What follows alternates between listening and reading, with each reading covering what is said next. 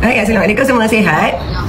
Ini memang panas sebabnya dah penat-penat anggota polis bekerja keras. Bukan satu hari nak pergi serbu tu, bukan hari ni dapat terus pergi serbu, tak ada. Kena buat intipan dulu sampai tak tidur malam. Kena siasat dulu betul ke tak ini ke itu. Sebelum operasi tu kena bagi taklimat lagi ni bukan seorang dua terlibat.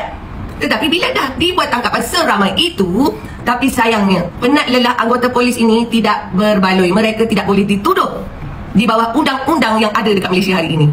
Pelik kan? Pelik tak pelik pun, akal pun dah tak tahu macam mana. Kalau A pun dah tulis terbalik, semua dah tunggang terbalik. Ini negara Malaysia, tanah Melayu, dan majoritinya adalah orang Islam. Jadi hukum agama mana yang nak ikut sekarang ni? Orang Islam tak boleh ikut hukum agama Islam. Jadi nak ikut hukum agama mana? Hukum agama wajib dipatuhi. Hukum bukannya perkara kecil. Ini hukum agama. Allah laknat, Allah tak suka, Allah benci manusia yang bernafsukan binatang. Dibiarkan. Astaghfirullahalazim. Hukum agama wajib dipatuhi, wajib diikuti oleh semua orang yang beragama Islam. Dan agama lain perlu juga menghormati agama Islam. Hukum agama bukan perkara yang boleh dipermainkan. Hukum agama perlu diutamakan di negara Malaysia. Kita ni majoritinya adalah beragama Islam. Tak kisah siapa pun pemimpin. Perdana Menteri orang Islam, Menteri Agama pun orang Islam, Menteri Keselamatan dalam negeri orang Islam. Tetapi apa yang terjadi hari ini? Boleh jawab? PMX tolong jawab. Saifuddin Nasution tolong jawab. Agama mana yang kita nak ikut sekarang di Malaysia ni?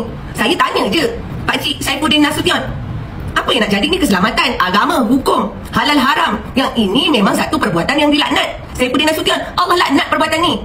Bukannya boleh dilepaskan, bukannya boleh dipandang ringan ni Saifuddin Nasution. Saya tegaskan ini perbuatan yang telah melanggar hukum agama Islam. Perbuatan keji, perbuatan terkutuk, perbuatan yang dilaknat. Astaghfirullahalazim. Saifuddin Nasution, polis dah buat kerja. Bila dia dah buat, tapi tak boleh nak tuduh. Penat-penat pergi buat kerja, penat-penat menjalankan tanggungjawab, nak mencegah kesalahan, nak mencegah perbuatan keji, perbuatan terkutuk yang manusia-manusia yang bernafsukan binatang ni kan. Tetapi apakan daya anggota polis cuma sampai di situ, seolah-olah anggota polis ni pergi tangkap tak boleh. Penat. Habisnya kerja polis tu apa dah sekarang? Undang-undang polis pergi tangkap ramai macam tu, dah tahu dah salah. Perbuatan itu adalah satu kesalahan, perbuatan keji, perbuatan yang dilaknat, tidak boleh dituduh di mahkamah. Tak ada yang boleh dituduh. Sebabnya perlukan jadi mangsa. Siapa jadi mangsa? Ini mereka bukan mangsa. Mereka itu adalah pelaku. Mereka bukannya mangsa. Mereka itu adalah orang yang melakukannya. Mereka bukan mangsa. Nak cari mangsa kat mana? Sebab mereka tu buat. Sebab mereka tu dah tak ada akal waras. Mereka sudah hidup yang berpaksikan nafsu binatang. Tapi sampai ke situ tidak boleh lagi. Sebab kenapa?